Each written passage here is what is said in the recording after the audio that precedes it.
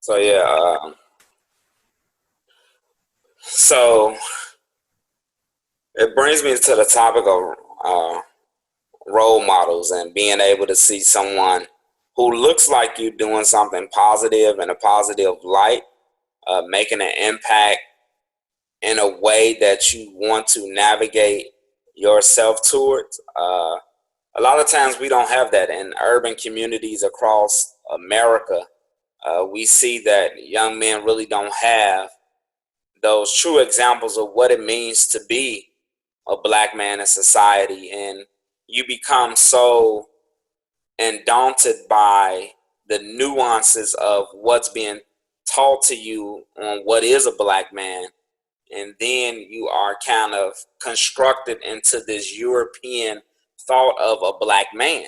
So basically you catch yourself idolizing something that the more of universal thought of what it means to be a black man, where it's taught at a school through a mentoring program. But because you grew up in a home where majority of African American young men are being raised by black women, so now you looking at the streets versus the school, kind of a topic I touched on last night. I was on a panel and we talked about the importance of black men mentoring black boys, Yeah.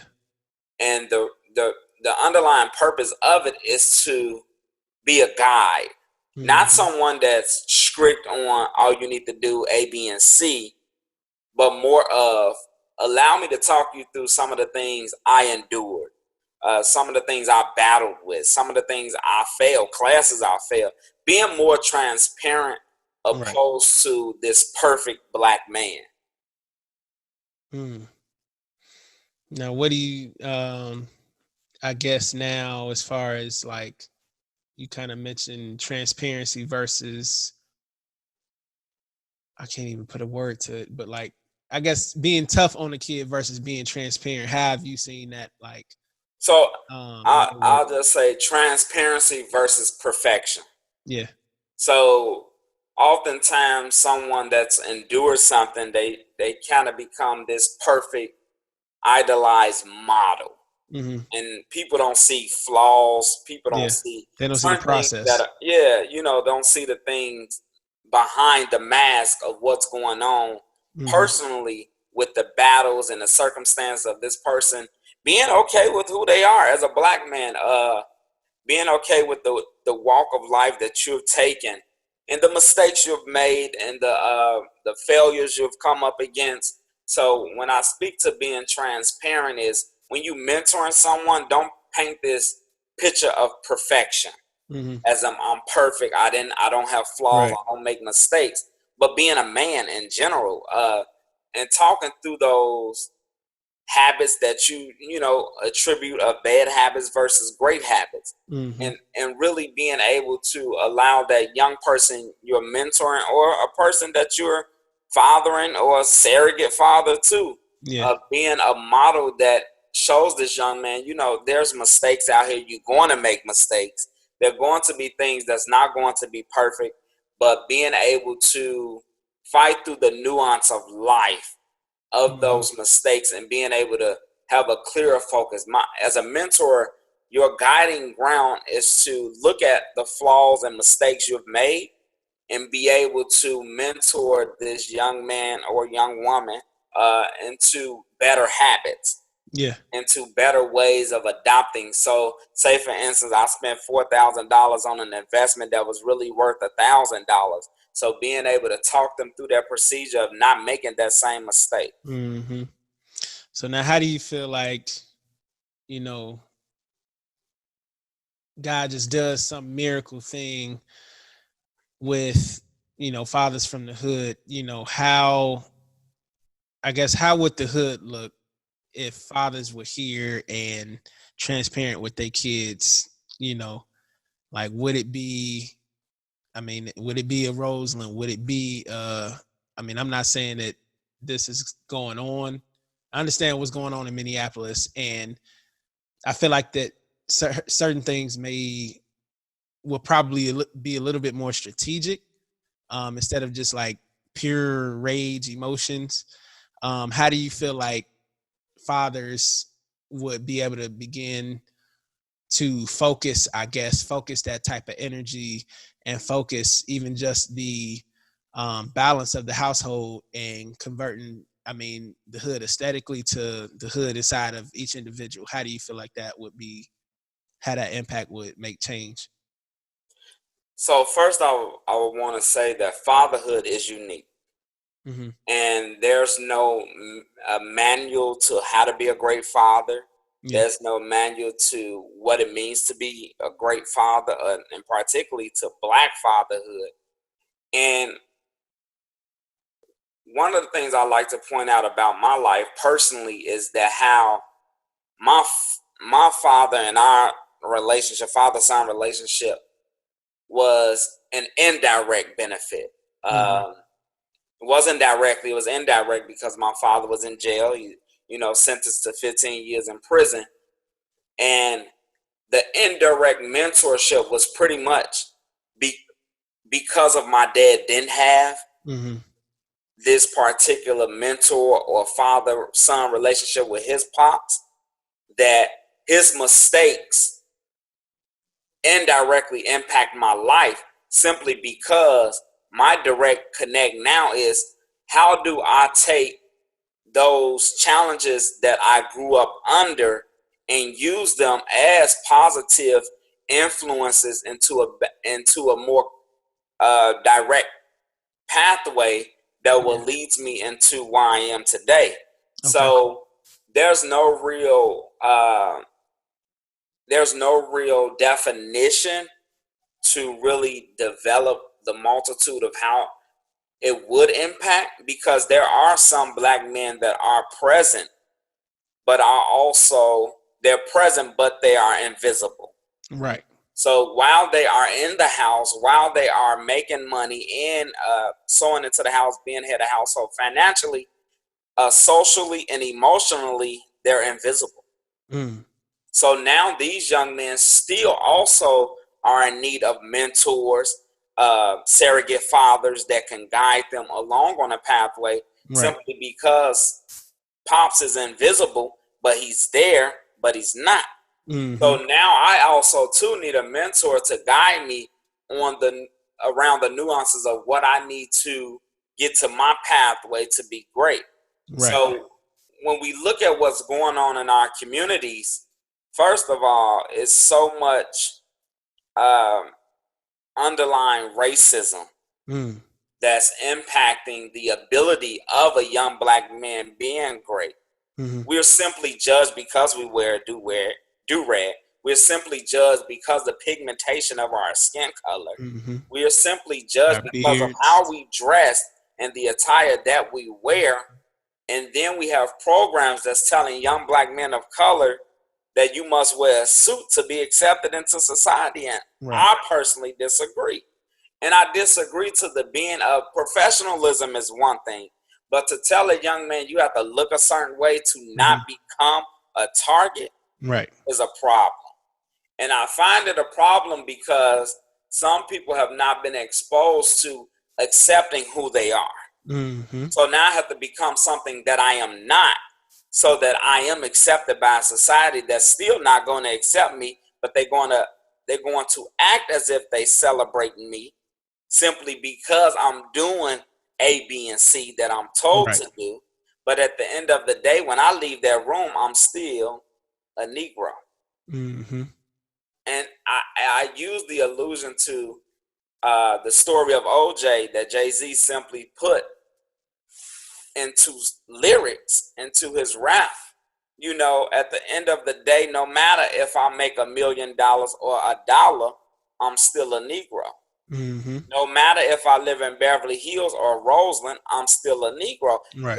Because at the end of the day, their cognizant development of white supremacy is simply saying that I don't care what you got, how much education you have, how much your bank account. At the end of the day, my white inferior tells me that you are less than me. Right. So if I'm a white boy in a trailer park and you a rich Black man that lives in Austin, you're still a Negro. So my value is still higher than yours. Right. So when you think about that and you think about the indulgence of Black fatherhood, it's not a one size fit all, but it's a unique experience that happens maybe directly or indirectly in a situation of growing up as Black boys becoming Black men. Yeah. If we could just kind of backtrack real quick, I'm so sorry to the audience. I've just not been myself since the news in Minneapolis. Today with me, we have Mr. Corey Hardiman, soon to be doctor. So yeah, man, if you could just give everybody just a heads up of who you are. My man's got the Hope Dealers. This man been doggone activist since he probably came out the womb. I graduated Corys High School in Chicago. So yeah, just give the people a little bit about yourself. And then we'll transition. So yeah, as Matthew mentioned, my name's Corey. I first and foremost, I'm from Roseland, born and raised in the Roseland community. Refine, had the opportunity to, make life happen by being a person that was pursuing of wanting more for my community and not just myself. So I had the pleasure of earning the Bill and Melinda Gates Scholarship, taking me to Morehouse College where I studied political science and American government. And from there, I extended my education by earning my master's degree at Concordia University in education reform, pretty much urban education inequities, earning my master's degree in that, mostly focused around ed policy. Now I'm at Governor State University where I'm obtaining my EDD, Doctorate of Education in Interdisciplinary Leadership, with a focus and concentration around higher ed and linking Black men into higher ed and what that space can do for African American males as they go into the higher ed space and how it can work. Cool. Thank you. I just want to make sure everybody got the context and everything. So let's ride that out, that whole trailer park situation. Man, who do you think, if there's a person that you could tie to this, who do you think or what do you think is, a father of the father of racism? Because this is like a legacy thing, to uphold these values and stuff. You got to have like little minions, kids, or whoever to continue this, these ongoing decades, hundreds, thousands of years of oppression, man. And for there still to not be as drastic as a change. I know me and some of my guys, we were talking about, well, Hitler didn't get to America, but he did, other things of that nature. So what's your take on that? Man, that brings up a great point. All this stuff been going on. Mr. Floyd out in Minneapolis. You got Central Park. A Black man can't be bird watching and telling a white woman to put a leash on a dog without getting the police called on them. But it brings me back. It was a clip. It's a clip that's going viral again from A Different World. One of my favorite shows. Like, we weren't even born when it's hit, but A Different World. So there's an episode from A Different World when Dwayne and a few other cast members, the Black cast members, are, like on a college campus, and then this group of Caucasian guys comes up and begin to spray paint the N-word on this man's car. But fast forward in the movie, they go to jail. They all in jail together, and one of the guys of another persuasion, I think he was like of Hispanic heritage, and he like, well, we're not from here. My people came here as immigrants, and they worked hard to get what they got.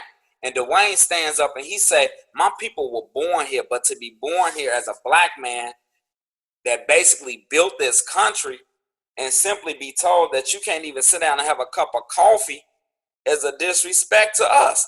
So what the hell are Mm-hmm. you talking about? Yep. So that really resonated with me. It really hit a home because we are in a place that our forefathers built, For free. man, for free, like simply built this country because they was told to and wasn't paid a dime, but were beat if they did not agree.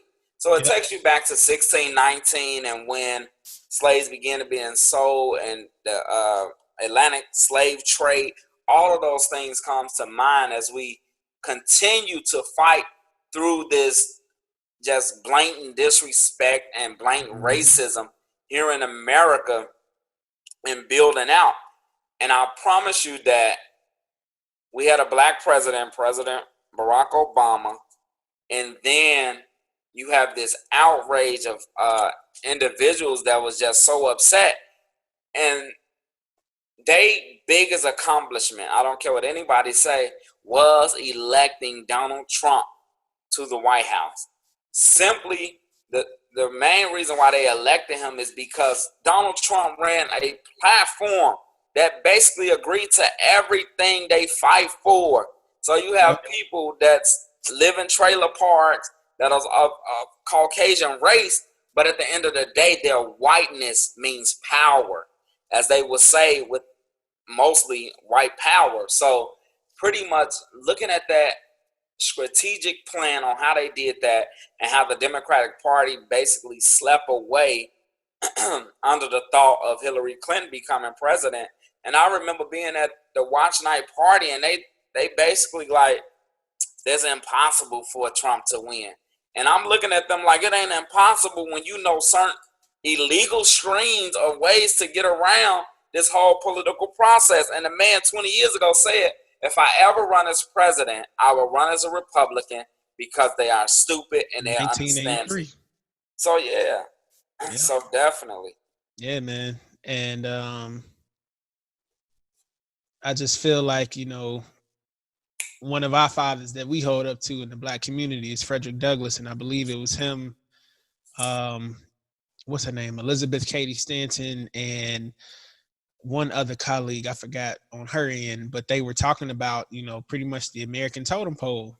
You got the black women at the bottom, the black man, the white woman, and then the white man, as far as the power structure goes in this country, man. And I just don't believe that this is still around, if that makes sense. Mm-hmm. I mean, I live it, but like some people are saying it's 2020, but how do we eradicate this this racist father structure in the minds and hearts of these individuals? Mm-hmm. So it's like, so one thing I'll stand by is it's like psychological, because one thing I will always stand by is that you are not born to hate. Racism is a taught disease that has been passed down from generation after generation simply because of white supremacy and white superiority, where you feel like these folk are less than me. So basically, and is that usually transition from the father to the mother in the home? Yeah.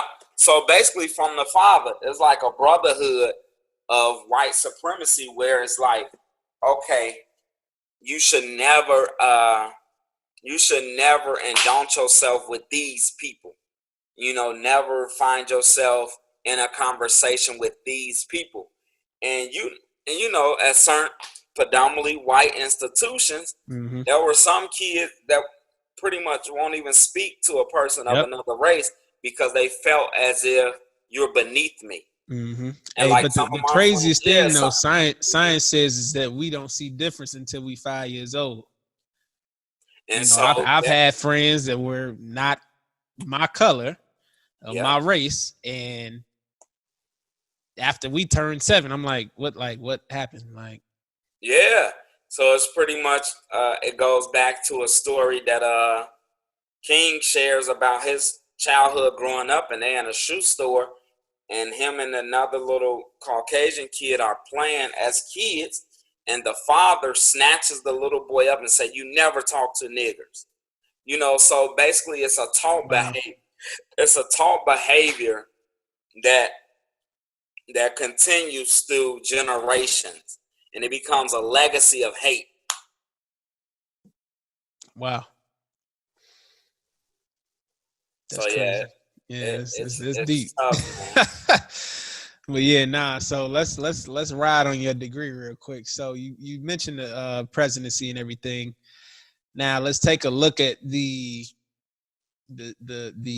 creation of this country with the forefathers, as everybody likes to call them. How do you feel like we can make a change in office when they put in place the Electoral College? Do you feel like public opinion matters, especially now that we're coming up to election year? So public opinion definitely matters, but it's a strategic strategy that makes that happen. So the way the Electoral College and the way that you gain those electoral votes is through popular, pretty much popular vote. But it also goes back to the underlying of why they invented and created gender minding laws, where you basically redistrict when it's time to vote, and in the population, the way population control happened, i.e. COVID-19. Wow. So repopulating of certain areas, then redistricting is how they drive votes towards the Electoral College, because you simply have these certain states that will not flip, who are predominantly Republican, and now due to certain scientific experiments and sickness through COVID-19, they then go and cast a vote at the in Congress, and now they want to redistrict the way areas are supported. Like looking closely at what we live, House District 2, where Congresswoman Robin Kelly is our congressional rep, pretty much can lose a huge population of her district due to redistricting if things isn't done right. So now that also speaks to why we have to make sure that we pump people up to take a 5-second survey around a census. Wow. So making sure that you fill out your census. Man, that's crazy. That is crazy. So yeah, so it's like a lot of stuff like redlining, a lot of things that you would learn throughout history on how they redline certain areas. So like that's why it's called the CTA red line. Yeah, you definitely see the red line once you ride it. 95th, all the way to Howard. Yep. Man, this is crazy, man. This is good. Man, I don't even think we're gonna keep it short and sweet today. I don't even think I got nothing else. Yeah, definitely, man. I'll just like to add, like, when you're thinking about the brotherhood of fatherhood, of making a reality of black men being an asset in their black sons' lives and black daughters, it makes a world of a difference. It really do. It makes a world of a difference simply because when they're able to see that model and being able to have something to look forward to, just to see a black girl being able to say, "I get my father," or "I can go get my dad," that really gives identity to black women and even black boys. So like being able to have that father figure at home, like you depend on your pops for majority of everything, because creating an umbrella of pops is the head of the household, and you go back to the original thought of how things are, but really being that thought partner within the household and being able to look from different lenses and perspectives of society. Yeah, man. So definitely, man.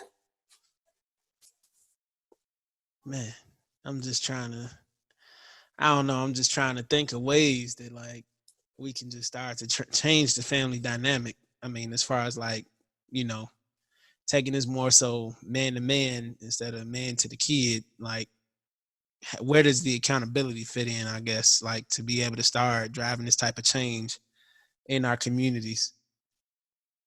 Yeah, and you know it's always easier said than done, but I always believe in starting with oneself, starting with yourself, and looking at ways that you can improve in what you're doing, improving in ways, and you know, seeking therapy and seeking counseling. One of the taboo topics of our community is like, you know, pray about it. But I believe that prayer plus therapy can change lives. Like it can transform a Yep. lot simply because you have someone to talk to. You have a person licensed and doing that work and being able to talk through life challenges, some things that you don't even want to share with your friends, but having Mm-hmm. somebody to talk to and being able to see from a different perspective person that is licensed in that content of that area and being Mm-hmm. able to understand where you're coming from. Yeah. Yeah. So how you and your father doing now? Me and so our relationship has never been like one of a challenge, but you know, going to jail, it creates a different level. And I would tell anybody this, my father going to jail actually created a different level to our relationship because it was consistent communication, whether it was through whether it was through email, snail mail, or phone call, and it built that bond that's like unshakable now. Yeah. It built a better bond simply because when you out of jail, and my father was a hustler. When you out of jail, you hustling. You don't really focus a lot on your child, Yeah. but you know that you're providing.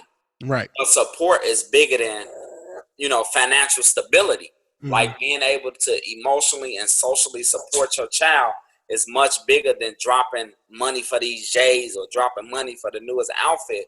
But having that one-on-one conversation, talking through those manhood challenges that most young men go through, especially in puberty stage, going Yep. through that conversation and really being organic in the relationship of Mm-hmm. talking with your son. Yeah. What would you say to somebody who is mad at either parent who went to jail and maybe they have a misunderstanding of, you know, and didn't get the blessing that you had, you know, y'all being in constant communication and oh well, this man, this woman is just in jail and don't want to see me, X, Y, and Z. What would you say to that? Somebody that has like a misunderstanding of maybe why their parent went to jail. So one of the things I would say is to find that common thing. And if you can find out what jail your parent is in, um, look them up. Find out their ID number to write them, and Mm-hmm. I would just pen the letter from the heart, Yeah. not really going off and faulting the person for their issue, but really having a conversation around what's up, Pops? I just wanted to hit you with this letter. I wanted to update you on my life.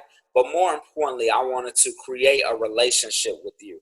Yeah. So coming into the situation from a different perspective instead of going in angry and being simply penning a letter of blame. Because when you Right. pen a letter of blame, it only frustrates the person that know they can't really do anything about the situation. But what you can do is help alleviate the pain by penning an open letter from the heart of saying, creating that stability around the relationship and making that relationship possible. Mm-hmm. So being the bigger person. But how I'm gonna take the pain off them if I got pain and they the cause of it? So that's why I said therapy along with prayer helps things. Because, you know, you do right in anger because I'm angry. I don't have what I can have simply because of your situation. Like, you know, now I got to do things a little differently to make life happen for me because you Right. can't be there for me. So Mm-hmm. I definitely hit the pain.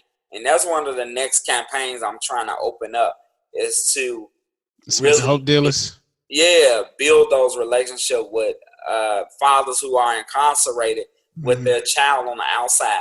How can I rear a young black man in society from behind bars? Yeah. So yeah, That's dope, man. really opening that up. Like, there's so many different levels to this, and there's It's so needed. much power. It's needed. And I was lit. So there's a documentary on Netflix where basically men and women in jail have the opportunity to receive free college education. So I was watching this documentary, and it pretty much some presidencies, Clinton, some of them cut funding from this program, but just being able to see the ways that these men that made mistakes in their lives, how happy they are to receive a college education. Yeah. Like behind bars, you excited because now you're looking at the mistake you made. You know that you did it, but now you're trying to bring back your humanistic side of saying, how can I now help society to see through the mistake that I made? So it was really dope, man. It's really dope. You said, what's the name of the documentary? It's I gotta think of it, but I forgot the.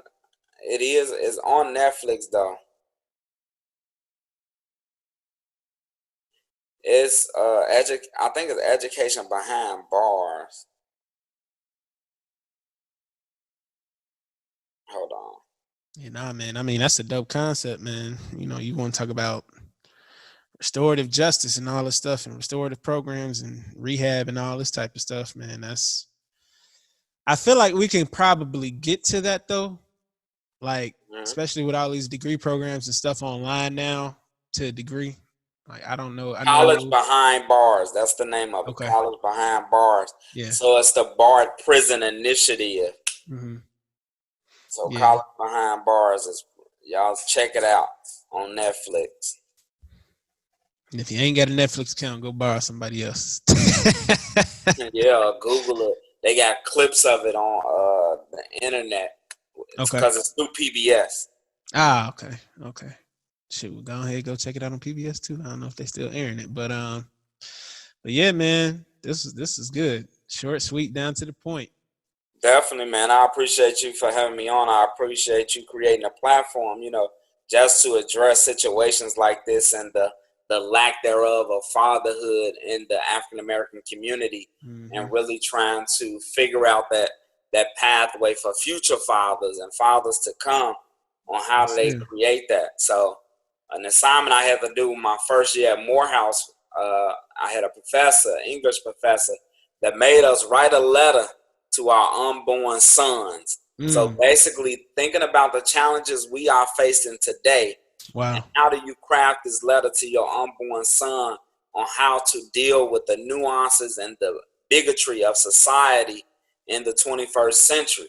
So how do you deal with the pressures and the negation of being a black man in these coming years? So I think that was that's a pretty dope thing to do. Like in this quarantine time, really think of all the take a moment nuances of what's going on in society.